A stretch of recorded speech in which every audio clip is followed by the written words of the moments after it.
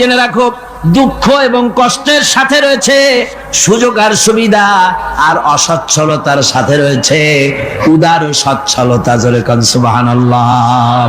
কাজে ভয় পাওয়ার কারণ নাই, হতাশ হওয়ার কারণ নাই। মন আশায় বুক বেঁধে রাখো। গুনাহ করেছো, হতাশ হয়ো না। যুবকদের গুনাহ করা স্বাভাবিক। ইউনিভার্সিটির ছাত্র, কলেজের ছাত্র, প্রফেসর, শিক্ষক, অফিসার ঘুষ খেয়েছেন, জিনা করা হয়েছে, মদ খাওয়া হয়েছে, মিথ্যা কথা বলা হয়েছে, যাই কিছু করেন না কেন ভয় পাওয়ার কারণ নাই, নিরাশ হওয়ার কোনো দরকার নাই।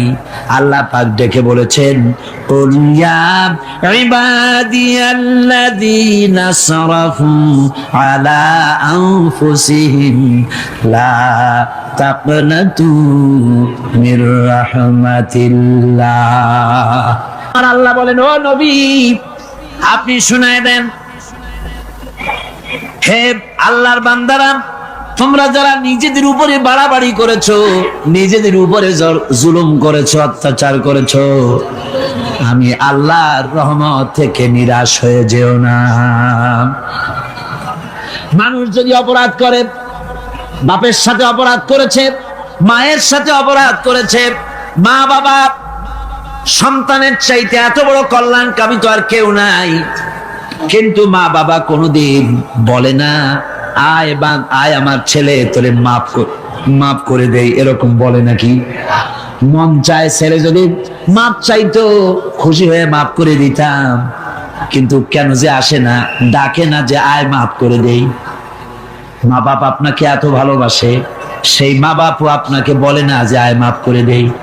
আমার আল্লাহ হচ্ছেন এমন আল্লাহ, আল্লাহ রাব্বুল আলামিন ডাকেন, এ বান্দা খুন করেছিস ফিরে আয়, জিনা করেছিস ফিরে আয়, হত্যা করেছিস ফিরে আয়, চুরি করেছিস ফিরে আয়, কুফরি করেছিস ফিরে আয়, সুদ খেয়েছিস, ঘুষ খেয়েছিস, মদ খেয়েছিস ফিরে আয়, এসে আমার দরবারে চোখের পানি ফেল, আমার দরবারে কাঁদাকাটি কর। ইন্নাল্লাহা ইয়াগফিরুয যুনুবা জামিআ ইন্নাহু হুয়াল গফুরুর রহিম। আমার দরবারে চোখের পানি ফেলে কান, আমি রব্বুল আলামিন জিন্দেগীর গুনাহ মাফ করে দেব। সুবহানাল্লাহ কোন, সুবহানাল্লাহ কোন। আমার কাছে কান, চোখের পানি ফেল। আল্লাহ রাব্বুল আলামিনের কাছে বান্দার দুইটা ফোঁটা বেশি প্রিয়। একটা হলো জিহাদের ময়দানে যে রক্ত ফোঁটা দেওয়া হয়, এটা আল্লাহর কাছে প্রিয়। আর আল্লাহর ভয়তে গুনার জন্য লজ্জা করে, অনুশোচনা করে বান্দা যখন চোখের পানি ছেড়ে দেয়, আল্লাহর কাছে এটা অত্যন্ত প্রিয়।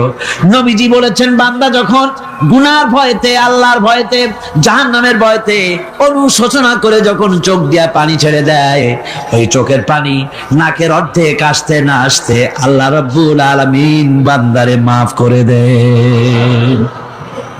আল্লাহ বরদাস্ত করতে পারেন না যে বান্দা কান্দে।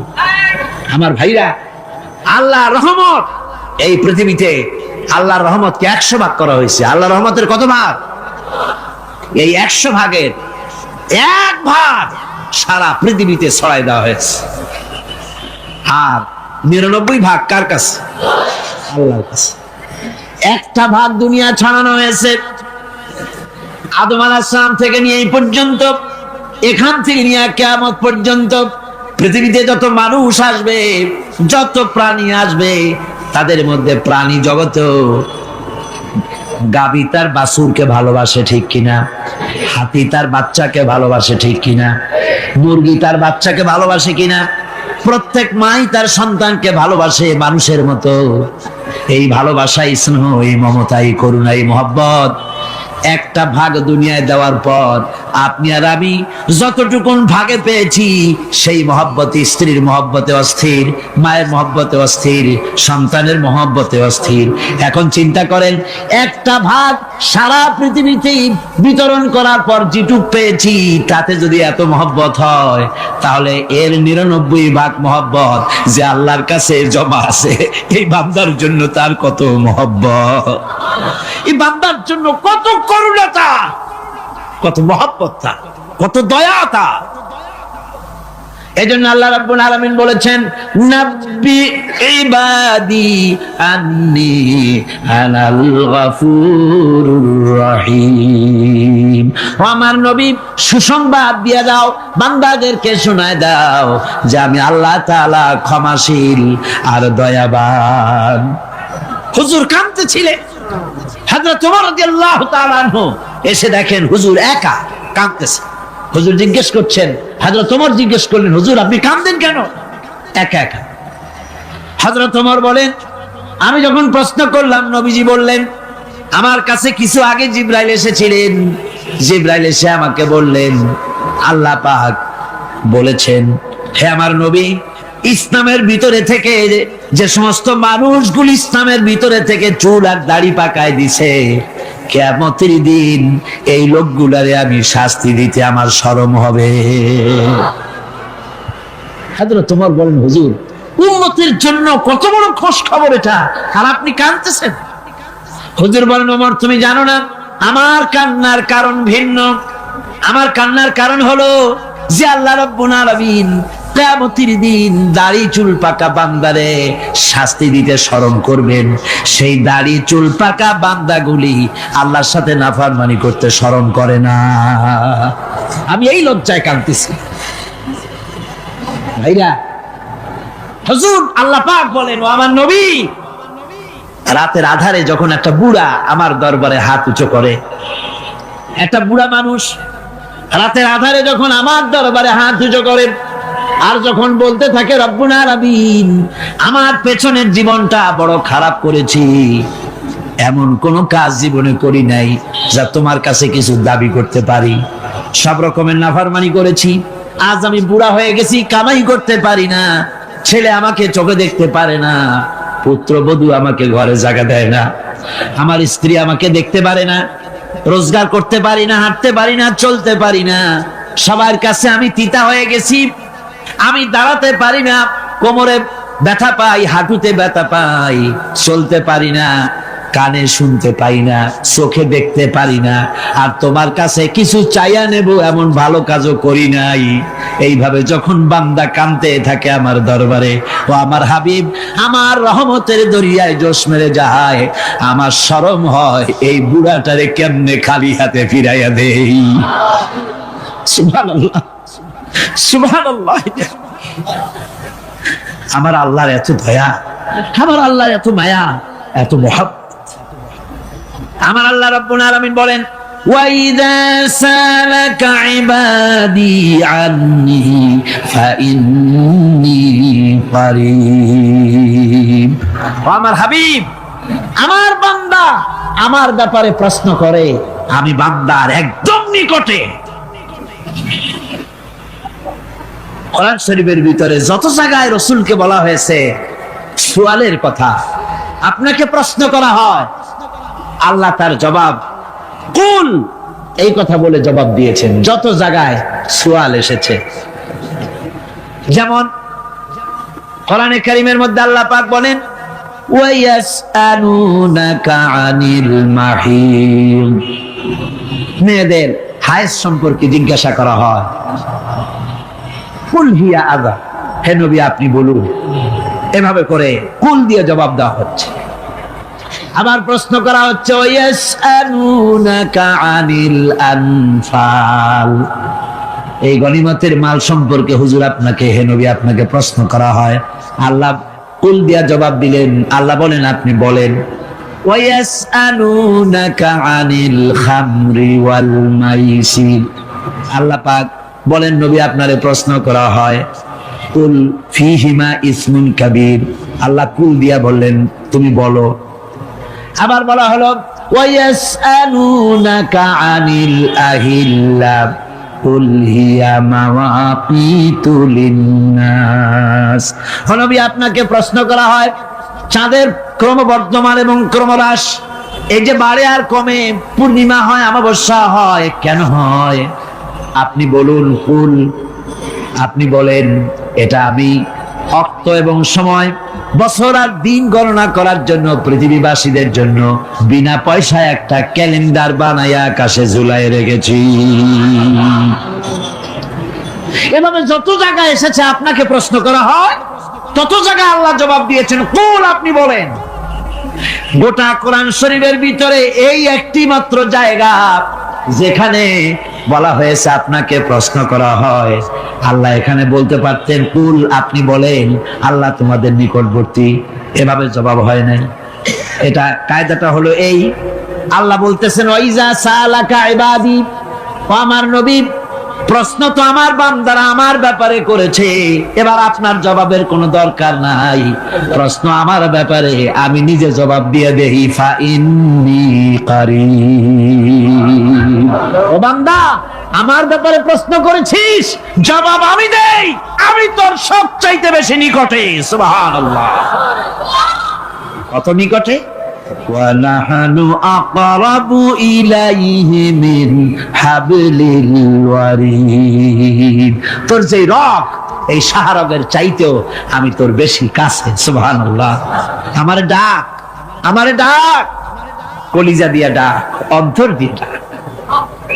মনের থেকে মানুষ যদি ডাকে, মুখের ডাক আর মনের ডাক এক জিনিস নয়। দিল সে जुबान से निकलती है, असर रखती है, पर नहीं मगर ताकते परवाज रखती है। দিল থেকে যে কথা বেরোয় তা প্রভাব বিস্তার করে, ডানা নাই কিন্তু ওড়ার ক্ষমতা রাখে। মনের কথাই ভিন্ন। মন থেকে, দিল থেকে, কলিজা থেকে, অন্তরের গভীর কন্দর থেকে মুহাব্বতের সাথে কেউ যদি একবার বলে আল্লাহ, আল্লাহ রাব্বুল আলামিন বলেন, অন্তরের অন্তঃস্থল থেকে একটি বার যদি বান্দা বলেন আল্লাহ, আল্লাহ বলেন 70 বার সাড়া দিয়া জিজ্ঞেস করি, বান্দা কি চাও, আমি তোমার কাছে আছি। সুবহানাল্লাহ। আমি তোর একদম কাছে, কি চাস বল, বল আমার কাছে। এমন দয়াবান, এমন মেহেরবান, এমন আল্লাহ আমাদের। সে আল্লাহ রাব্বুল আলামিন তিনি বলছেন, وَقَالَ رَبُّكُمْ উদউনি আস্তাজিব লাকুম। তোমাদের রব বলেছেন আমারে ডাকো, আমি আল্লাহ ডাকের সাড়া দিয়া দেব। সুবহানাল্লাহ। কারে ডাকতে হবে? কারে ডাকতে হবে? এই বিশাল জনসমুদ্র একযোগে চিল্লা এখন কারে ডাকতে হবে? কোন পীর সাহেবকে নয়, আল্লাহর কসম কোন খাজা বাবাকে নয়। ডাকতে হবে কারে? চিল্লা এখন কারে? ওয়াকালা রাব্বুকুম উদউনি। তোমার রব তোমাকে বলতেছে আমারে ডাকো, আস্তাজিব লাকুম, আমারে ডাকবে আমি সাড়া দিয়ে দেব। সুবহানাল্লাহ। আল্লাহকে ডাকেন। কি চাই আপনার বলেন, কি চাই? আল্লাহর কাছে চান, আল্লাহ দিয়ে দিবে। দেওয়ার জায়গা আল্লাহর কাছে চাইবেন, আল্লাহ দিবেন। দেওয়ার জায়গা, চাওয়ার জায়গা হলো সেজদায় পড়ে যাবেন। আমার ভাইয়েরা, জায়গাটা চিনাই দিলাম। মাজারে যাওয়া লাগবে না, কবরে যাওয়া লাগবে না। 2 রাকাত নামাজ পড়ে সেজদায় পড়ে গিয়া যত বিপদ আছে, মুসিবত আছে, সেজদার মধ্যে চোখের পানি ছেড়ে দেন আর কেন্দে কেন্দে জীবনের কথা বলেন। আল্লাহ রাব্বুল আলামিন আপনার আওয়াজ শুনবেন আর দোয়া কবুল করে নিবেন। কামতে হবে আল্লাহর কাছে। কার কাছে? আল্লাহর কাছে। সুম্মা ইস্তাগফিরুল্লাহ। আর এরপরে সে যদি আমি আল্লাহর কাছে ক্ষমা চাই, ইয়াজিদিল্লাহ গাফুরার রহিমা, সে আমি আল্লাহকে গফুর এবং রহিম হিসাবে পাবে। সুবহানাল্লাহ। আল্লাহকে গফুর এবং রহিম হিসাবে পাওয়া যাবে। সব আল্লাহকে বলতে হবে, গুনাহ মাফ চাইতে হবে। এই জন্য হুজুর সাল্লাল্লাহু আলাইহি ওয়াসাল্লাম দৈনিক 100 বার তওবা পড়তেন। কোন হাদিসে আছে 70 বার, কোন হাদিসে আছে 100 বার তওবা পড়তেন। নামাজের পরে তো প্রত্যেক নামাজই পড়তেন হুজুর। সালাম ফিরাতেন আর সাথে সাথে বলতেন আল্লাহু আকবার, আস্তাগফিরুল্লাহ, আস্তাগফিরুল্লাহ, আস্তাগফিরুল্লাহ। মনে থাকবে আপনাদের? মনে থাকবে? সালাম ফিরাইয়া কি বলবেন? না, সালাম ফিরাবার সাথে সাথে বলবেন আল্লাহু আকবার, তারপরে পড়বেন আস্তাগফিরুল্লাহ, আস্তাগফিরুল্লাহ, আস্তাগফিরুল্লাহ। তওবা করবেন, আল্লাহর কাছে সবসময় গুনাহ মাফ চাইতে থাকবেন, বিনীত থাকবেন, আল্লাহকে পাওয়া যাবে, তাকে রহিম হিসেবে পাওয়া যাবে।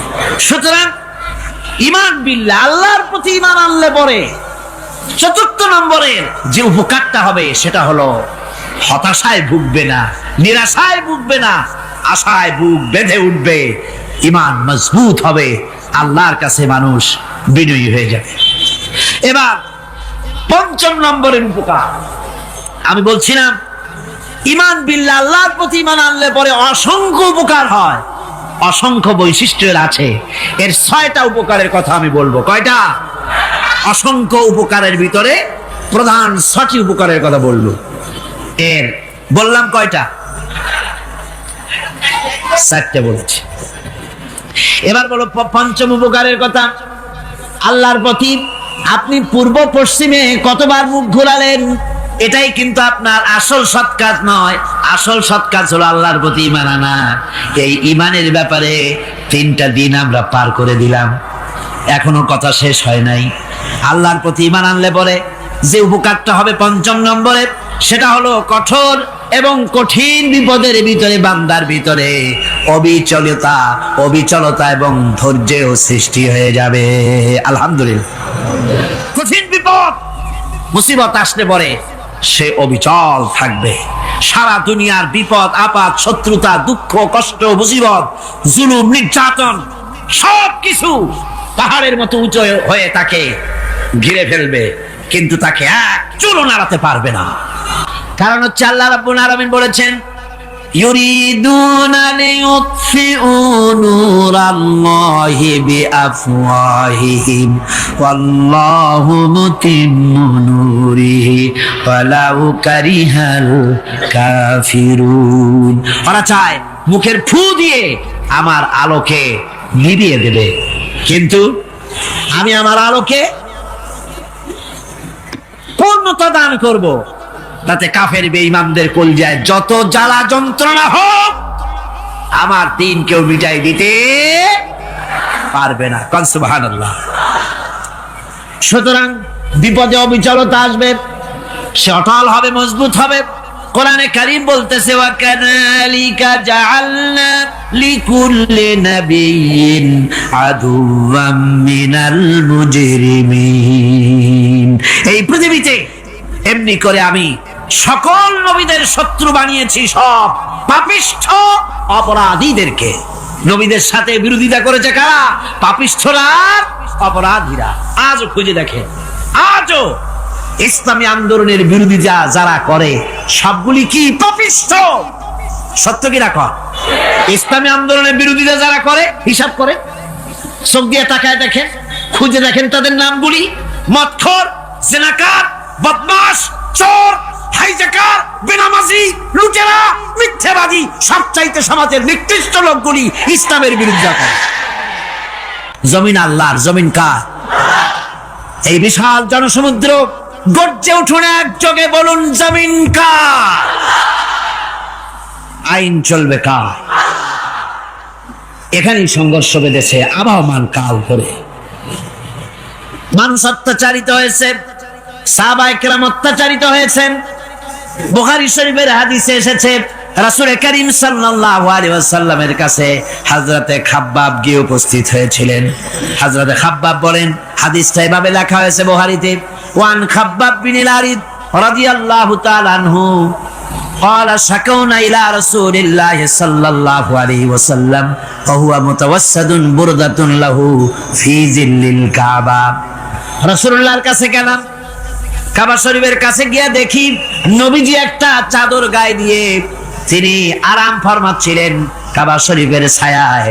সেখানে গিয়ে বললাম, আলা তাস্তানসিরু লানা আলা তাদউ লানা ইয়া রাসূলুল্লাহ, হে আল্লাহর রাসূল, আপনি কি আমাদের জন্য আল্লাহর কাছে দোয়া চাইবেন না? আপনি কি আল্লাহর কাছে আমাদের জন্য সাহায্য চাইবেন না? আমাদের লোকগুলিকে, মুসলমানগুলিকে মারতে মারতে তো শেষ করে ফেলে দিল। তারা আমাদের সুমাইয়াকে মারলো, আমাদের খাব্বাবকে উটের সাথে পায়ের দড়ি লাগায় টানলো, আমাদের খোবায়েবকে তারা আগুনের উপরে চিৎ করে শোয়ায় রাখলো, না খায় রাখতেছে, মারতেছে, কষ্টে তো শেষ হয়ে গেলাম। হুজুর, আপনি কি আমাদের জন্য দোয়া করবেন না? হাদিস শরীফে এসেছে, নবীজি উঠে বসলেন সোজা হয়ে। নবীজি বলেন, ও আমার সাহাবী, ও খাব্বাব, শোনো, তোমাদের আগে এই পৃথিবীতে যারা দ্বীনের দাওয়াত দিতে এসেছিলেন তাদেরকে সমকালীন রাষ্ট্র শক্তি, সমাজ শক্তি তাদেরকে ধরতো। ফায়ুখাজুর রাজুল, তাদেরকে তারা ধরতো। ফায়ুফারু লাহু ফিল আরদ, আর তার জন্য জমিনের ভিতরে কবর বানাইতো। ওই কবর ফায়ুজালু ফিহা, ওই কবরের ভিতরে তাকে কোমর পর্যন্ত গেড়ে দিত। সুম্মা ইউতা বিল মানশার, এরপরে করাত আনতো। ফায়ুদাউ আলা রাসিহি, এরপরে ওই রাখতো। ফায়ুজালু নিসফাইন, এরপরে করাত দিয়া চিরে জীবিত মানুষটারে করে ফেলে দিত। মা ইয়াসুদ্দুহু যালিকা আন দীনিহি। ও আমার খাব্বাব, এত কষ্ট দেওয়ার পরেও সেই যুগের কোন মুসলমানকে, দ্বীনের দায়ীদেরকে আল্লাহর দ্বীন থেকে এক চুলো তারা সরাই দিতে পারে নাই, এক চুলো সরাতে পারে নাই। ওয়াল্লাহি, ও খাব্বাব, আমি আমার আল্লাহর নামে কসম করে বলছি, লা ইউতাম্মান্নাল্লাহু হাযাল আমরা হাত্তা ইয়াসিরার রাকিবু মিন সানা ইলা হাযরামাউত। আমি কসম করে বলি, আল্লাহ রাব্বুল আলামিনের এই সানা থেকে হাজারামত পর্যন্ত লোকেরা যাতায়াত করবে, সুন্দরী রমণীরা গমন করবে, সদাগরেরা যাতায়াত করবে, টাকা নিয়া পয়সা নিয়া যাতায়াত করবে। তাদের মনের মধ্যে লুটের ভয়, টাকার ভয়, চুরির ভয়, ডাকাতির ভয়, জেনার ভয়, হত্যার ভয়, ধর্ষণের ভয়, কোনো ভয় থাকবে না। লা ইয়াখাফু ইল্লাল্লাহ, আল্লাহ ছাড়া কোনো ভয় থাকবে না। এমন একটা সমাজ, এমন একটা সময় আসবে। ওয়ালাকিন্নাকুম তাস্তাজিলুন, অথচ খুব তাড়াহুড়ো তোমরা করতেছো। তাড়াহুড়ো করো না, সময় আসবে ইনশাআল্লাহ। আর সে সময় আসছিল মদিনায়, আসে নাই? আসে নাই? সুতরাং আজও চট্টগ্রামের এই বিশাল জনসমুদ্রকে বলতে চাই, নির্যাতন, স্বৈরাচার, জুলুম, অত্যাচার, হত্যাকাণ্ড যা কিছু ঘটতেছে, ধৈর্য ধরুন, আন্দোলনে শরীক হন, জান বাজি রাখুন। এ বাংলাদেশেও আগামী যে পার্লামেন্ট হবে, আগামী জাতীয় নির্বাচনে যে পার্লামেন্ট তৈরি হবে, ইনশাআল্লাহ সেই পার্লামেন্ট হবে কোরআনের পার্লামেন্ট ইনশাআল্লাহ।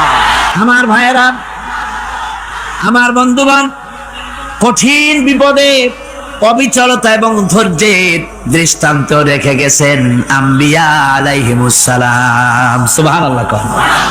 কঠিন বিপদে অবিচলতা, দৃঢ়তা, ধৈর্য কারে বলে, তার দৃষ্টান্ত কারা রেখেছেন? আম্বিয়া আলাইহিমুস সালাম। ওনারাই আমাদের আদর্শ, নবীরাই আদর্শ। সাহাবায়ে কেরাম রিদওয়ানুল্লাহ তাআলা আলাইহিম আজমাইন আমাদের আদর্শ। ভাইরা আমার, মুসা আলাইহিস সালামকে ফেরাউন যখন ঘিরে ফেলে দিল, কোরআনের সব কথা গল্প গুজবার ইতিহাসের জন্য লেখা হয় নাই। কোরআনের মধ্যে যা লেখা হয়েছে সব বান্দাদের উপদেশের জন্য, যাতে করে লোকেরা চিরটা কাল এর থেকে উপদেশ নিয়ে নিজেদের তৈরি করতে পারে। জোরে বলেন সুবহানাল্লাহ। মুসা আলাইহিস সালামের কথা আল্লাহ বলেন, ফেরাউন তাকে ঘিরে ফেলে দিল, পালাবার রাস্তা নাই। ফালাম্মা تراءى الجمعان قال أصحاب موسى إنا لمدركون। মুসা আলাইহিস সালামের উম্মতরা বললেন, হে মুসা, পাকড়াও হয়ে গেছি, পালাবার রাস্তা নাই। তিন দিক থেকে আমাদেরকে ঘেরাও করেছে ফেরাউনের শক্তি। সামনে কি? দরিয়া, আর তিন দিকে কি? ঘেরাও আন্দোলন। হযরতে মুসা আলাইহিস সালামের কাছে উম্মতরা বললেন, পালাবার তো কোনো পথ নাই, এখন উপায়টা কি? আমাদের তো আর উপায় নাই। মুসা আলাইহিস সালাম দেখেন বিপদে পড়ে গেছেন, কিন্তু ধৈর্য হারান নাই, ভয় পান নাই। ভয় পাইছিলেন? ভয় পেয়েছেন? প্রশ্নই ওঠে না। মুসা আলাইহিস সালাম, আল্লাহ পাক যাদেরকে বলেছেন উলুল আযম রাসূল, যাদের বলেছেন তার মধ্যে হযরত মুসা একজন উলুল আযম পয়গম্বর। চারটিখানি কথা না, আল্লাহ কথা বলছেন তার সাথে, কালিমুল্লাহ তিনি। সুবহানাল্লাহ। মুসা আলাইহিস সালাম শোনালেন, কাল্লা ইন্না মাইয়া রাব্বি সায়াহদিন। কখনো নয়, আমার উম্মতেরা ভয় পেও না, আমার রব অবশ্যই আমাকে পথ দেখাবেন। সুবহানাল্লাহ। 3 দিক থেকে শত্রু, একদিকে দরিয়া, পালাবার কোন রাস্তা নাই। সেখানে দৃঢ়তার সাথে তিনি বলছেন, অবশ্যই আমার আল্লাহ আমারে পথ দেখাবে। সুবহানাল্লাহ। নবীরা এই দৃঢ়তা দেখিয়েছেন, অবিচলতা দেখাইছেন। আল্লাহ পাক মুসা আলাইহিস সালাম যখন এই দৃঢ়তা দেখালেন, এই অবিচলতা দেখালেন, সঙ্গে সঙ্গে জিবরাইল এসে হাজির হয়ে গেলেন। আল্লাহ পাক বলেন, ফাআওহাইনা ইলা মূসা আন আদরিব বিআসাকাল বাহরা ফানফালাকা ফাকানা কুল্লু ফিরকিন কাত্তাউদিল আযীম। মুসা আলাইহিস সালামকে আমি ওহী নাযিল করলাম, তাকে বললাম হাতে যে লাঠি আছে এই লাঠি দিয়ে আঘাত করো দরিয়ার উপরে। দরিয়ার উপরে আঘাত করলেন, একটা রাস্তা হয় নাই, 12টা রাস্তা তৈরি হয়ে গেল। আর দেওয়ালগুলা পাহাড়ের মতো উঁচা হয়ে গেল। দরিয়ার ভিতরে পাহাড়ের মতো উঁচা মজবুত 12টা রাস্তা। এবার মুসা আলাইহিস সালাম তার দলবল নিয়ে চললেন। আল্লাহ রাব্বুল আলামিন বলেন, ওয়া আনজাইনা মূসা ওয়া মান মাআহু আজমাইন। মুসা এবং তার সাথী সঙ্গীদেরকে আমি পার করে দিলাম। মুসা আলাইহিস সালাম এবং তার সাথী সঙ্গী নিয়ে যখন দরিয়ার মাঝখানে আসছে, ফেরাউন তার দলবল নিয়ে এসে গেছে। আসে দেখে নদীর মধ্যে রাস্তা। বাবা, উচ্চ কায়দা। ও মনে করছে ওর বাজানের তৈরি করা ডিস্ট্রিক্ট বোর্ডের রাস্তা। ওর লোকজন নিয়ে নেমে গেছে দরিয়ার ভিতরে। ও আসছে মাঝখানে, মুসা আলাইহিস সালাম চলে গেছেন ওপার, দরিয়া পার। মাঝখানে যখন এসে গেল, আল্লাহ রাব্বুল আলামিন পানিকে অর্ডার করলেন কুন। আল্লাহর তো বটন টেপা লাগে না, মুখ দিয়া কোনো হুকুম করা লাগে না, শুধু বলেন কোন। যে ব্যাপারে কোন বলেন ফায়াকুন, সাথে সাথে হয়ে যায়। আল্লাহ বললেন কোন, আর অমনি রাস্তা বন্ধ হয়ে গেল। এবার তুফান শুরু হয়েছে নদীতে, ঢেউয়ের উপরে ঢেউ, মৌজুন কাল জিবাল, পাহাড়ের মতো উঁচু হয়ে হয়ে ঢেউ আসতেছে। দলবল ঘোড়া আর অস্ত্রপাতি যা ছিল সব মরিয়া শেষ। এবার ফেরাউন একা উপরে ওঠে আর নিচে নামে, পানি খেতে খেতে পেটের কাম সারা। জনমের খাওয়া খাইছে পানি, এখন জান যায় অনেকগুলা। আসলটারে অবশ্য দেখিনি। ব্রিটিশ মিউজিয়ামে ওই ফেরাউন গুলার লাশ যখন অসুবিধা হয়, মমিগুলি, তখন ইংল্যান্ডে নিয়ে যায় চিকিৎসা করাবার জন্য। চোখ টোক আছে গর্তের ভিতরে, তারপরে চামড়া টামড়া হাড়ের সাথে মিশানো, ওইভাবে চেহারা দেখলে মনে হয় যে সত্যি ফেরাউনি গুলা। আমার বন্ধুগণ, বলতেছিলাম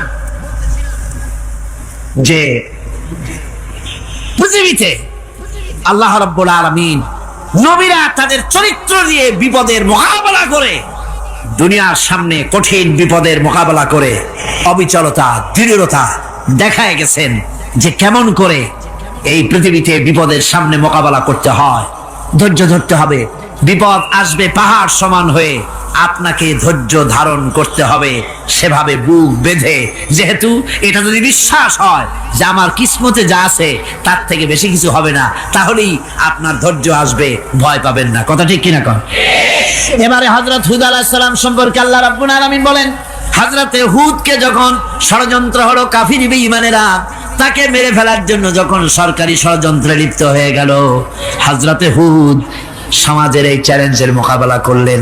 হযরত হুদ বলেন, ফাকিদুনি জামিআন সুম্মা লা তুনজিরুন ইন্নী তাওয়াক্কালতু আলাল্লাহি রাব্বি ওয়া রাব্বিকুম।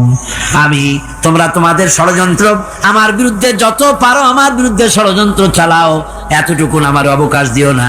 আমি এমন আল্লাহর উপরে ভরসা করেছি যার হাতের ভিতরে তোমাদেরও জান আর আমারও জান।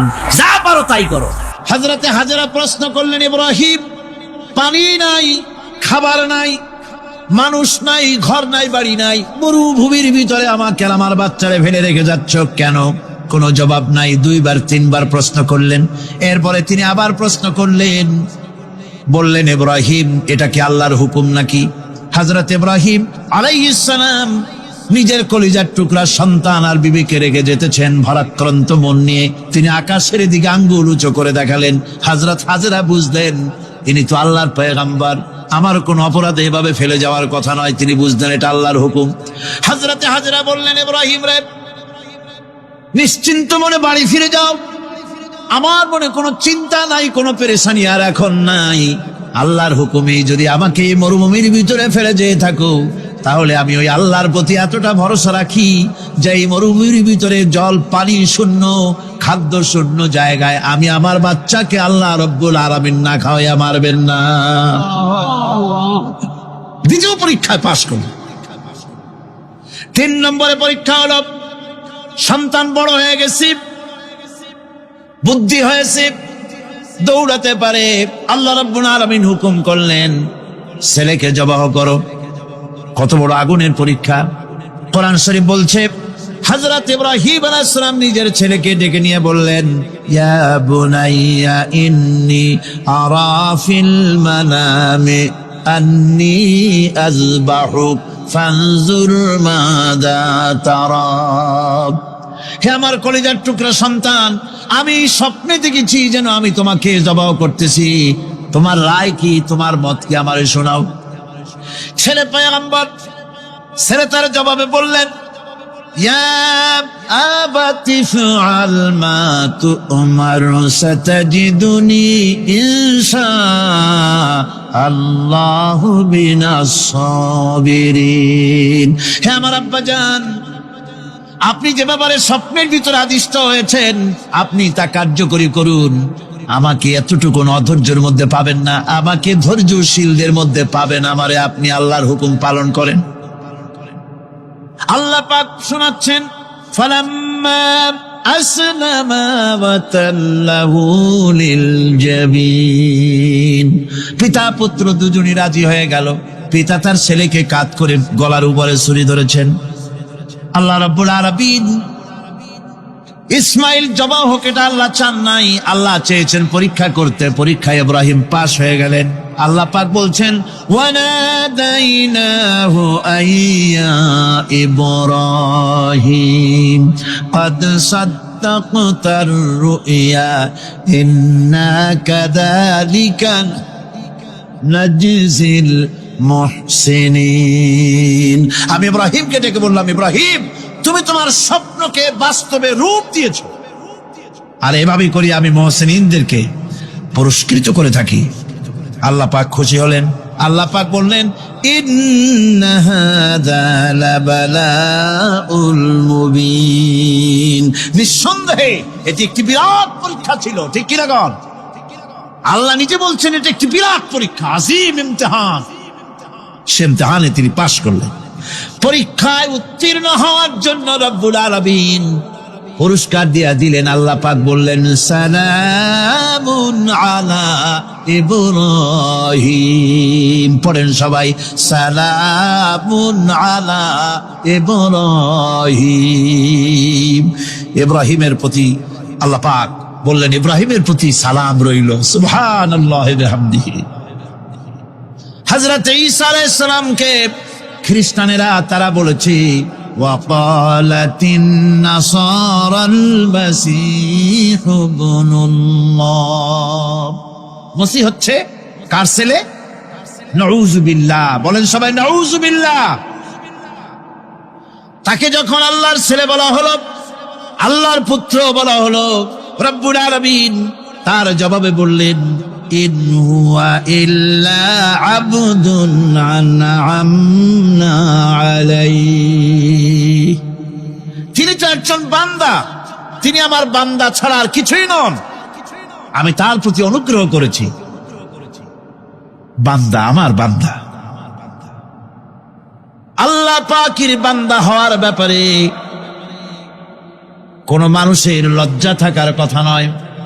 এমনকি আল্লাহ পাক ঈসা আলাইহিস সালাম সম্পর্কে বলছেন, লা ইয়াস্তানকিফাল মাসীহু আইয়াকুনা আবদান লিল্লাহি ওয়ালাল মালাইকাতুল মুকাররাবুন। মসিহ আল্লাহর বান্দা, তাতে কখনো বিন্দু মাত্র লজ্জা তিনি পোষণ করেন নাই যে আমি আল্লাহর বান্দা, আল্লাহর গোলাম। এটা একটা কথা হইল? এরকম লজ্জা তিনি পোষণ করেন। এমনকি তার নিকটবর্তী ফেরেশতা যারা, তারাও আল্লাহর বান্দা গোলাম হওয়ার জন্য তাদের ভিতরে কোনো লজ্জা নাই। যারা নাকি আল্লাহর গোলাম, এই ব্যাপারে যাদের মধ্যে লজ্জার সৃষ্টি হয়, আল্লাহর গোলাম এটা কেমন কথা, বান্দা হওয়াটা কেমন কথা। যারা গোলামীকে অস্বীকার করে তাদের সম্পর্কে আল্লাহ পাক বলছেন, ওয়া মাইয়াস্তানকিফ আন ইবাদাতিহি ওয়া ইস্তাকবির ফাসায়াহশুরুহুম ইলাইহি জামিআ। কেউ যদি আল্লাহর বন্দেগী করার ব্যাপারে লজ্জা পোষণ করে, যদি লজ্জার কারণ মনে করে, অহংকার করে, গৌরব করে, তাহলে তারা পালাবে কোথায়, যাবে কোথায়? আমি কিয়ামতের দিন সবগুলিকে এক জায়গায় করে ফেলবো। সুতরাং আল্লাহ পাকের গোলামিতে আল্লাহ যে বান্দা বলে যখন ডাকেন, লজ্জার কোনো কারণ নাই। অহংকার যে করবে সে নিজেকে ধ্বংস করবে। আল্লাহ পাক সব নবীদেরকে নিজের বান্দা বলেছেন। নবীরা কি আল্লাহ পাকের বান্দা। হযরত ইউসুফ আলাইহিস সালাম সম্পর্কে আল্লাহ পাক বলছেন, কাযালিকা লিনাসরিফা আনহু সুআ ওয়াল ফাহশা ইন্নাহু মিন ইবাদিনাল মুখলাসিন। এরূপই ঘটলো যাতে আমি ইউসুফ আলাইহিস সালামকে, আমার বান্দা, তাকে আমি নির্লজ্জতা ইত্যাদি থেকে আমি রক্ষা করেছি। নিশ্চয়ই হযরত ইউসুফ ছিল আল্লাহ পাকের বান্দা, আল্লাহ পাকের আব্দ। রাসূল করিম সাল্লাল্লাহু আলাইহি ওয়াসাল্লাম তিনি হচ্ছেন সর্বশ্রেষ্ঠ আল্লাহর পয়গম্বর। তার থেকে শ্রেষ্ঠ নবী আর কি কেউ আছে? জোরে বলেন, আছে? তার থেকে মাহবুব, তার থেকে শ্রেষ্ঠ আল্লাহর কাছে আর কেউ নাই। সেই নবীকে আল্লাহ রাব্বুল আলামিন কোরআনে কারীমের ভিতরে তাকে আব্দ বলেছেন। কি বলেছেন? অনেকগুলি আয়াত আছে যে আয়াতের ভিতরে আল্লাহ পাক তার নাম নেন নাই, নবী বলেন নাই, রাসূল বলেন নাই, শুধু বলেছেন আব্দ। যেমন ফাআওহা ইলা আবদিহি মা আওহা। অতঃপর তার বান্দার নিকট যা ওহী করার ছিল তা তিনি করলেন। সেই বান্দাকে মুহাম্মদ সাল্লাল্লাহু আলাইহি ওয়াসাল্লাম। অন্য আয়াতে আল্লাহ পাক বলছেন, وأنه لما قام عبد الله يدعوه كادوا يكونون عليه لبدا। আর এই আল্লাহর বান্দা যখন নামাজ পড়তে দাঁড়িয়ে গেল, আল্লাহকে ডাকার জন্য যখন দাঁড়ালো, তখন লোকেরা তার উপরে ঝাঁপিয়ে পড়লো। ঝাঁপিয়ে পড়ার জন্য প্রস্তুতি গ্রহণ করলো। এখানে আব্দ বলা হয়েছে কাকে? মুহাম্মদ সাল্লাল্লাহু আলাইহি সাল্লামকে। এভাবে করে অন্য এক আয়াতে আল্লাহ পাক তার হাবিবকে আব্দ বলছেন, বান্দা বলতেছেন, ইন কুনতুম ফি রাইবিম মিম্মা নাযালনা আলা আবদিনা। আমার বান্দার উপরে যে কিতাব নাজিল করেছি তাতে যদি তোমাদের কোনো সন্দেহ হয়, এই যে আমার বান্দার উপরে, ওই বান্দা কে? বলেন সবাই, মুহাম্মদুর রাসূলুল্লাহ সাল্লাল্লাহু আলাইহি ওয়াসাল্লাম। অন্য আয়াতে বলা হচ্ছে, তাবারাকাল্লাযী নাযালাল ফুরকানা আলা আবদিহি লিয়াকুনা লিল আলামিনা নাযীরা। অতীব বরকতপূর্ণ সেই মহান সত্তা যিনি তার বান্দার উপরে ফুরকান নাজিল করেছেন। কে সেই বান্দা? মুহাম্মদ সাল্লাল্লাহু আলাইহি ওয়াসাল্লাম। মেরাজের ঘটনা বলতে গিয়ে আল্লাহ রাব্বুল আলামিন বলতেছেন, সুবহানাল্লাযী আসরা বিআবদিহি লাইলাম মিনাল মাসজিদিল হারামি ইলাল মাসজিদিল আকসা। পবিত্র সেই মহান সত্তা যিনি তার বান্দাকে ইসরা করিয়েছেন। কে সেই বান্দা? মুহাম্মদ রাসূলুল্লাহ সাল্লাল্লাহু আলাইহি ওয়াসাল্লাম। সুতরাং আবদিয়াত, ইবাদত, গোলামি, এটা হচ্ছে মানুষের জীবনের সবচেয়ে বড় মর্যাদাকর খেতাব আল্লাহর পক্ষ থেকে আল্লাহর বান্দা হওয়া। গোলামি পরিপূর্ণ রূপে হবে কেবলমাত্র আল্লাহ পাকের। এই গোলামির জন্যই আল্লাহ পাক আমাদেরকে সৃষ্টি করেছেন, অন্য কোনো কাজে আমাদেরকে সৃষ্টি করেন নাই। সেই জন্য আমাদেরকে গোলামি করতে হবে, আনুগত্য করতে হবে। কেবলমাত্র কার বলুন তো? এই গোলামি যদি সঠিকভাবে করি, যদি বান্দারা যারা আল্লাহ পাকের বান্দা বলে গোলাম বলে নিজেদেরকে দাবি করে, যদি সঠিকভাবে ইবাদতটা করা যায়, তাহলে আল্লাহ তাদের জন্য কি ওয়াদা করেছেন শুনুন। দুনিয়ায় তাদেরকে আল্লাহ পুরস্কার দেবেন, আখেরাতেও দেবেন। এটা বন্ধ করে, দুনিয়া এবং আখেরাতে আল্লাহ পুরস্কার দেবেন। সে পুরস্কারটা কি? দুনিয়ার পুরস্কারটা আগে শোনেন। আল্লাহ পাক বলেন, যারা আমার ইবাদত করবে তাদের ব্যাপারে আমার ওয়াদা শোনো। ওয়াদাল্লাহুল্লাযীনা আমানু ওয়া আমিলুস সালিহাতি লায়াস্তাখলিফান্নাহুম ফিল আরদি কামা ইসতাখলাফাল্লাযীনা মিন ক্বাবলিহিম। তোমাদের মধ্যে যারা ঈমান এনেছে এবং সৎ কাজ করেছে, আল্লাহ রাব্বুল আলামিন তাদের ব্যাপারে আল্লাহর ওয়াদা হচ্ছে, আল্লাহর প্রতিজ্ঞা হচ্ছে, আল্লাহ ওয়াদা করতেছেন তাদেরকে জমিনের উপরে প্রতিষ্ঠিত করবেন। যেমন করে তোমাদের পূর্বপুরুষদেরকে প্রতিষ্ঠিত করা হয়েছিল, ওইভাবে তোমাদেরকে প্রতিষ্ঠিত করা হবে। সুবহানাল্লাহ। প্রতিষ্ঠিত করা হবে মানে রাষ্ট্র ক্ষমতা দেওয়া হবে। কি দেওয়া হবে? যদি গোলাম হও, যদি কি হও? গোলাম। আল্লাহ পাক বলছেন শুধু তাই নয়, আমি আমার দিনকে যারা প্রতিষ্ঠা করবে, আমার গোলামেরা যদি, আমার বান্দারা সঠিকভাবে যদি আমার গোলামি করে, ঈমান আনে, আমলে সালেহ করে, নেক কাজ করে, আমি তাদেরকে রাষ্ট্র প্রতিষ্ঠার সুযোগ করে দেব। আর তাদের জন্য ভীতির পরিবর্তে, সন্ত্রাসের পরিবর্তে শান্তি কায়েম করে দেব। সুবহানাল্লাহ। وَلَيُمَكِّنَنَّ لَهُمْ دِينَهُمُ الَّذِي ارْتَضَىٰ لَهُمْ وَلَيُبَدِّلَنَّهُمْ مِنْ خَوْفِهِمْ أَمْنًا। তাদের দিনকে তারা নিজেদের জন্য যা পছন্দ করেছে, অবশ্যই তিনি তা কায়েম করে দিবেন, এবং সন্ত্রাস আর ভীতির পরিবর্তে আল্লাহ নিরাপত্তা দান করবেন। যেরকম সুবহানাল্লাহ। সন্ত্রাস বন্ধ হবে, চুরি, ডাকাতি, জেনা, ব্যভিচার সব বন্ধ হয়ে যাবে। তোমরা ক্ষমতায় থাকবে, তোমরা ডমিনেটেড হবে না, তোমরা ডমিনেট করবে। গোটা পৃথিবীকে শাসন করবে, শাসিত তোমরা হবে না। আর ভীতির পরিবর্তে নিরাপত্তা তোমরা লাভ করবে। কি করলে? ইয়াবুদুনানি লা ইউশরিকুনা বি শাইআ। সুতরাং তারা যেন আমার ইবাদত করে এবং আমার সঙ্গে যেন কাউকে শরীক না করে।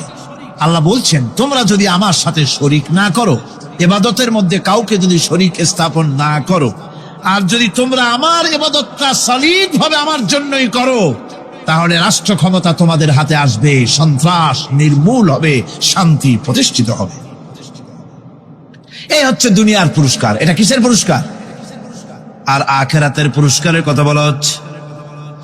وَمَن يُطِعِ اللَّهَ وَرَسُولَهُ وَيَخْشَ اللَّهَ وَيَتَّقِهِ فَأُولَئِكَ هُمُ الْفَائِزُونَ।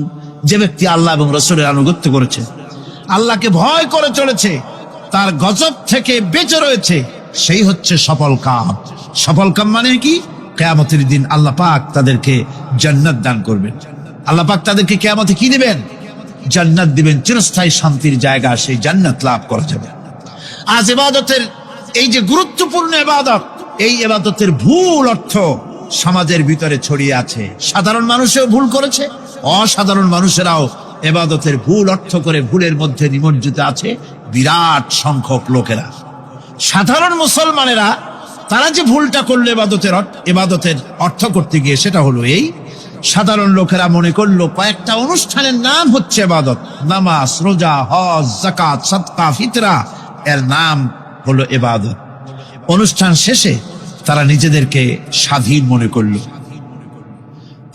তারা আল্লাহ পাকের প্রত্যেকটি আইনের ধারাকে লঙ্ঘন করলো। বছরে একবার রোজা রেখে, বছরে 1 মাস রোজা রেখে মনে করলে ইবাদত শেষ।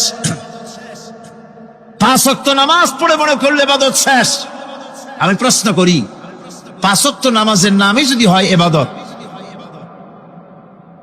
5 ওয়াক্ত নামাজের নামই ইবাদত, এটাই যদি হয় তাহলে 5 ওয়াক্ত নামাজ পড়তে সময় লাগে কত? উজু টুজু করে বড় জোর 1-1.5 ঘন্টা সময় লাগে 5 ওয়াক্ত নামাজ পড়তে।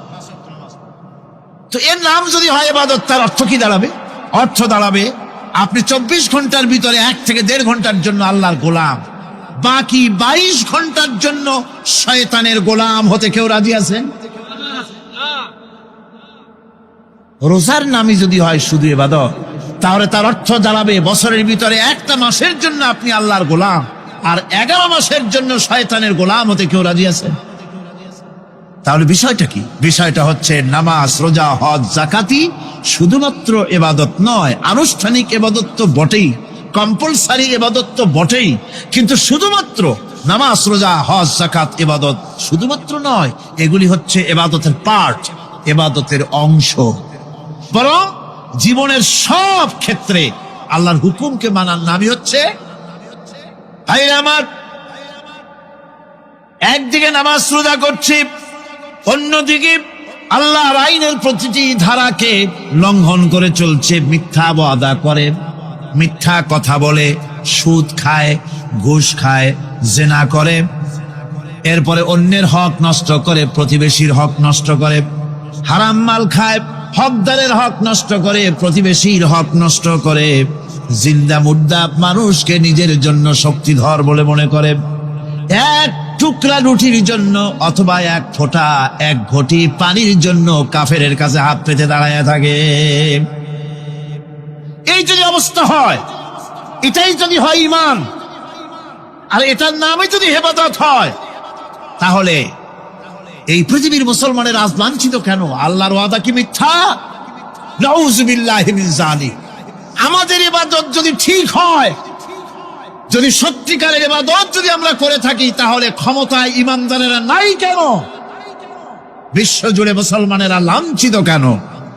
তাহলে বুঝতে হবে ইবাদতের মধ্যে বিরাট গরমিল করে ফেলেছি, ঠিক কিনা? লক্ষ্য করুন, যেই লোকটা হজ করতেছে, উমরা করতেছে, নামাজ পড়তেছে, মসজিদ মাদ্রাসায় চান্দা দিতেছে, ওই লোকটি আবার ব্যাংকের থেকে সুদের টাকা নিয়ে ব্যবসা চালাইতেছে। ব্যবসা ঠিক রাখার জন্য, ইনকাম ট্যাক্স ফাঁকি দেওয়ার জন্য ব্যবসায়ীরা 2 ধরনের 3 ধরনের খাতা মেনটেন করছে। কথা ঠিক কিনা? মিথ্যা কথা বলছে, ঘুষ দিতেছে, বেশি করে বিদ্যুতের বিল যাতে না আসে সেজন্য যারা বিদ্যুৎ লাইনে আছে তাদেরকে পয়সা দিয়ে ম্যানেজ করতেছে, ঠিক কিনা?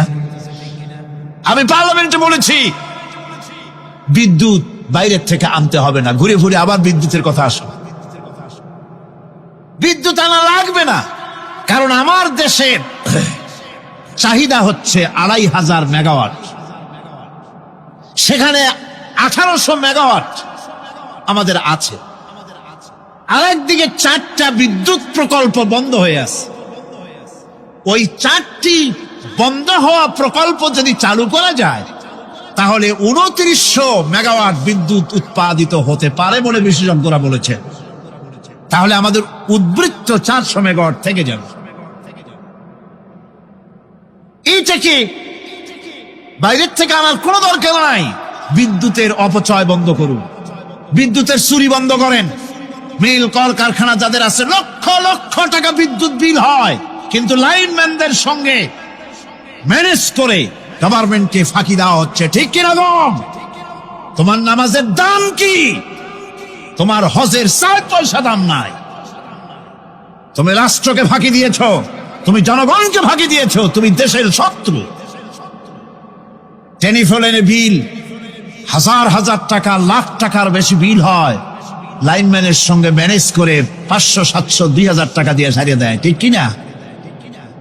এরা জাতির শত্রু, দেশের শত্রু। এদেরকে ফায়ারিং স্কোয়াডে নিয়ে ক্রাশ ফায়ার করে উড়ায় দেওয়া উচিত। এরা দেশের দুশ্মন। আজ সিস্টেম লসের নাম দিয়া বিদ্যুৎ চুরির আরেক ব্যবস্থা করা হয়েছে। সিস্টেম লস করে ওনারা নিজেরা, আর এর ভোগান্তি জনগণকে করতে হয়। কসাইয়ের মতো ছুরি দিয়া জবাও করে জনগণের কাছ থেকে সিস্টেম লসের চার্জ আদায় করা হয়। আমি পার্লামেন্টে বলেছি, মাননীয় স্পিকার, সিস্টেম লস এই নামটা উঠায় দেন, এই প্রথা বন্ধ করে দিন। বিদ্যুৎ ধার করা লাগবে না, আল্লাহ আমাদের দেশে যথেষ্ট দিছে, কোনো জিনিসের অভাব নাই। এখানে গ্যাস আছে, তেল আছে, বিদ্যুৎ আছে, পাট আছে, চা আছে, নাই কি? অন্তত 8.5 কোটি টাকার কাগজ গুদামের মধ্যে বন্দী হয়ে আছে। ভারতকে ক্ষতি করার জন্য সে দেশ থেকে কাগজ এনে খবরের কাগজ ছাপানো হচ্ছে, আর 8.5 কোটি টাকার কাগজ নষ্ট হয়ে যাচ্ছে, আমার দেশের কাগজ। সুতরাং বলতেছিলাম একথাই বলতেছিলাম যে ঈমান আল্লাহর গোলাম হতে হলে ভুল করে বসেছি ইবাদতের অর্থ করতে, শুধু নামাজ, রোজা, হজ, যাকাত, মাজারে কিছু চান্দা দেওয়া, আগরবাতি, মোমবাতি, চাদর একটা দিয়া, পীর সাহেবরে 10,000 টাকা চান্দা দিয়া, মোছে তেল মাইখা দাঁত বাইর করে হাসে। বেহেশতে তো গেছি, আর দেরি কোথায়? বেহেশত তুমি যাবা, এত সহজ? দেশকে ফাঁকি দিছো, দেশকে ফাঁকি দিয়েছো, জনগণকে ফাঁকি দিয়েছো, নিজের মেয়েকে ফাঁকি দিয়েছে। বিবাহের সময় টাকা পয়সা দিয়া বিবাহ টিবাহ করায় দিল। ব্যবসা, ধানি সম্পত্তি, বাড়ির সম্পত্তি সব ছেলেদেরকে দিয়ে দিল, মেয়েটারে ফাঁকি দিয়ে দিল। দেয় না এরকম? ফুপুকে ফাঁকি দিল, বোনকে ফাঁকি দিল। এরপরে মোনাজাত করে সবে বরাতে, আল্লাহ আমারে বেহেশত দিও। ফেরেশতারা কয়, মর তুই আগে, বেহেশত তোরে কেমনে দেয় ভালো করে দেখাই দিব। বেটা তুই যাবি বেহেশতে? এত সোজা? ওটা মামু বাড়ির বারান্দা নাকি? এত সহজ নয়। সুতরাং সাধারণ মানুষ মারাত্মক ভুল করেছে এখানে। নামাজ, রোজা, হজ, যাকাত ইবাদত, আর কিছু কি ইবাদত মনে করে নাই? আপনার চাকরি আপনার ইবাদত, চাকরিতে ফাঁকি দেওয়া যাবে না। আপনি সুস্থ মানুষ, মেডিকেল লিভ নিয়ে ওয়াজ মাহফিল অথবা কোনো ইজতেমায় যাওয়া যাবে না, কোনো চেল্লা দিতে যাওয়া যাবে না। মেডিকেল লিভ নিয়ে আপনি সুস্থ মানুষ, কেন আপনি মেডিকেল লিভ নিচ্ছেন? আপনি ফাঁকি দিতে পারবেন না। সরকারি চাকরি করেন, মিল কল কারখানায় চাকরি করেন, ফরজ নামাজ পড়েছেন ভালো কথা, সুন্নাত পড়েছেন ভালো কথা, নফল পড়বেন না। জোহরের নফল পড়া বাদ দিন। যদি আপনি চাকরিজীবী হন, চাকরি করেন, ওটাই ইবাদত। এর নাম ইসলাম, এর নাম ইসলাম। গভর্নমেন্ট যে বেতন দেয় সেই বেতনের উপরে সন্তুষ্ট থাকুন, ঘুষ খাইয়েন না। যদি বেশি বেতন লাগে গভর্নমেন্টের কাছে দাবি জানান যে আমাদের বেতন বাড়ায় দাও। ঘুষ খাবেন কেন? হারাম। জোরে কোন এটা কি? এই ঘুষের টাকা মাজারে দিয়া, পীরেরে দিয়া আল্লাহরে খুশি করবেন, এত সহজ না, এত সহজ না। সেই জন্য আমি সব ভাইদের খেদমতে আরজ করব, ইবাদত হচ্ছে জীবনের সব ক্ষেত্রে গোলামি, সকল ক্ষেত্রে গোলামি। চাকরিতে, অফিসে, আদালতে, কলকারখানায়, ক্ষেত খামারে, পার্লামেন্টে, সেক্রেটারিয়েটে, সেনানিবাসে, স্কুলে, কলেজে, বিশ্ববিদ্যালয়, সর্বত্র গোলামি কার? আল্লাহ পাকের। রিজকে হালাল করতে হবে, উপার্জনকে হালাল করতে হবে, সত্যিকারের আল্লাহর গোলাম হতে হবে। এক্ষেত্রে ইবাদতের অসাধারণ ব্যক্তি যারা, তারাও এক শ্রেণীর অসাধারণ ব্যক্তিরাও ভুল করে বসছেন। তারা যে ভুলটা করলেন ওটা হচ্ছে, তারা তাসবিহ, জায়নামাজ, খানকাহ,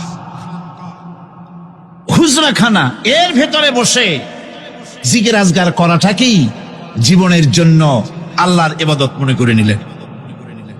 আল্লাহর বান্দারা যখন অনাচার ব্যভিচারে লিপ্ত, আল্লাহর আইনের পরিবর্তে যখন মানুষের তৈরি করা আইন চলছে, চেচনিয়া, বসনিয়া যখন মানুষদেরকে জবাও করা হচ্ছে, বসনিয়ার মুসলমান সন্তানদেরকে যখন জবাও করা হয়, কাশ্মীরের স্বাধীনতাকামী মুসলমানদের অধিকার হরণের জন্য তাদের উপরে যখন বন্য হায়নার মতো, পশুর মতো যখন ভারতীয় শত্রু সৈন্যরা যখন হামলা চালায়, সোমালিয়ার মানুষগুলি যখন না খেয়ে তাদের পাঁজরার হাড়গুলি যখন বেরিয়ে যায়, তখনও যদি আপনি খানকার ভেতরে থেকে তসবিহ পড়েন আর তাহাজ্জুদের নামাজ পড়ে কপালে দাগ লাগান, এই অন্যায়ের বিরুদ্ধে যদি সোচ্চার না হন, আপনার এই তসবির কোনো দাম নাই। আপনাকে সোচ্চার হতে হবে, আপনাকে অন্যায়ের বিরুদ্ধে খাড়া হতে হবে। একদিন থেকে তাহাজ্জুদের নামাজ তো পড়বেনই, জিকির তো করবেনই, কোন সন্দেহ নাই। আর থেকে সিংহের মতো অন্যায়ের বিরুদ্ধে গর্জে উঠতে হবে। তাতে যদি প্রয়োজন হয় মুজাদ্দিদ আল ফেসানির মতো কারারুদ্ধ হল না কেন, সেটাই কিসমত, সেটাই তাকদীর। হক কথা বলতে হবে। এই জন্য আমার বারবার মনে পড়ে আজকের এক শ্রেণীর লোক আমাদের দেশে এক শ্রেণীর লোক বাইরের থেকেও আসে, বিদেশ থেকেও আসে, নামের আগে আওলাদে রসুল লাগান। ফেদায়ে রসুল, মুজাহিদে মিল্লাত, আওলাদে রসুল। আজীব, তুমি আওলাদে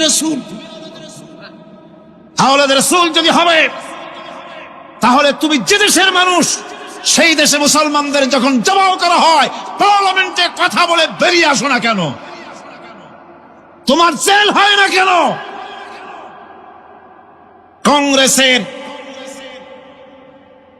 সেন্ট্রাল বডির সদস্য হয়ে আওলাদ রাসূল লাগাইয়া বাংলাদেশের রাজনীতিতে নাক গলাতে দেওয়া হবে না। এরা কংগ্রেসের পাঁচটা গোলাম।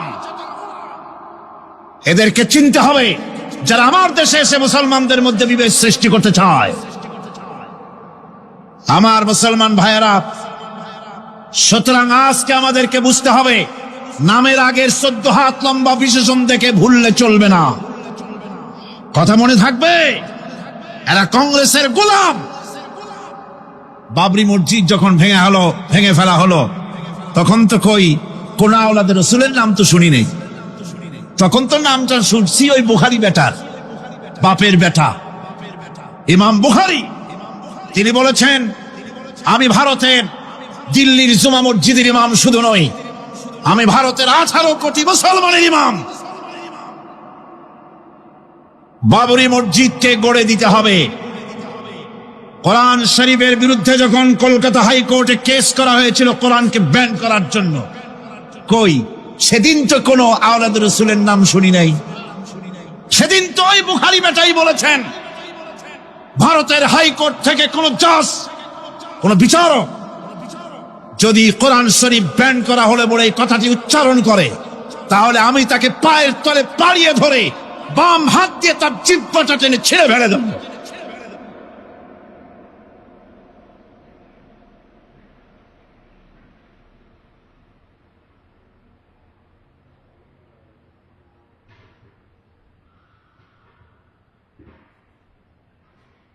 বন্ধুগণ, সুতরাং আমাদেরকে বুঝতে হবে, বসুন, বেয়াদবি করবেন না, বসেন। আমাদেরকে বুঝতে হবে, খানকায় শুধু জিকির আজগার করলেই চলবে না। হযরতে শাহজালাল রাহমাতুল্লাহ আলাইহি এক হাতে ছিল তরবারি, আর এক হাতে ছিল কোরআন। লড়াই করেছেন হযরতে শাহ মখদুম, হযরতে খান জাহান আলী, হযরতে খাজা মুঈনুদ্দিন চিশতি আজমেরি রহমতুল্লাহ আলাইহি, হযরতে মুজাদ্দিদ আল ফিসানি রহমতুল্লাহ আলাইহি। মুরিদের বাড়ি জম্মের খাওয়া খাইয়া পেটটা কুমিরের মতো বড় করে নাই, জেল খেটেছে হক কথা বলতে গিয়ে। বাপের বেটা হও, নিজের দেশে কথা কও। বাংলাদেশে এসে তারপরে জনগণের টাকা লুটপাট করার কাউকে অধিকার দেওয়া হবে না। আমার বন্ধুগণ, আল্লাহর ওলি যারা, তারা এভাবে করে জনগণের খেদমত করেছেন, কথা বলেছেন। সুতরাং শুধু জিকির আজগার করলেই হবে না, হক কথা বলতে হবে স্পষ্ট করে।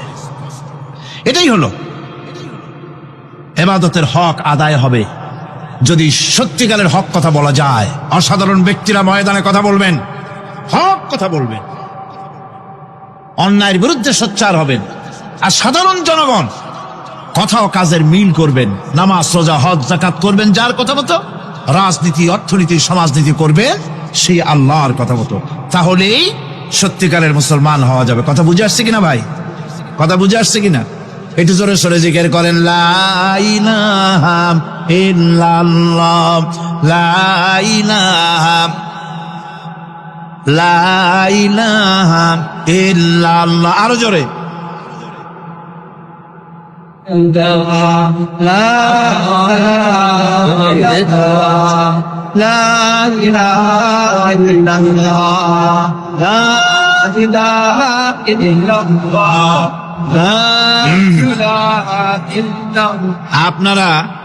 আপনারা যদি মাথা উঠাইয়া দেখতে থাকেন তো কি দেখবেন? মানুষের মাথা আর টুপি ছাড়া তো কিছুই দেখা যাবে না। কাজী ওঠা বসা না করে আজকে এক পবিত্র রাত আমরা আল্লাহর কাছে দোয়া করব। আলোচনার আমি এগিয়ে যাচ্ছি।